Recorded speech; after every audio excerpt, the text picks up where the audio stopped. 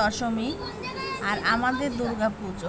এই যে ভিডিও কলে তারা রেডি হয়ে ঠাকুর দেখতে যাচ্ছে, আর আমাদের তিনজনের দুর্গা পুজো। আমাদের দুর্গা পুজো, এই যে আমি,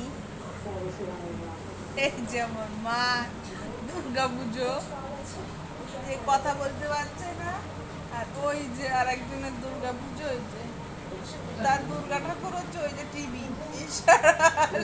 সারা বছরের দুর্গা পুজো, এই যে একজন, ওই যে একজন, আর শ্রেষ্ঠ ল্যাপকর হচ্ছে এই যে একজন, যে পাশেও ঠাকুর হতে এক যাবে না। এর থেকে শ্রেষ্ঠ ল্যাপকরের দুর্গা পুজো এটা হচ্ছে। মানে এটা সবার একটা ডিফারেন্ট দুর্গা পুজো থাকে, যেটা হচ্ছে সবাই প্যান্ডেল হপিং করে, আর আমরা করি রুম হপিং।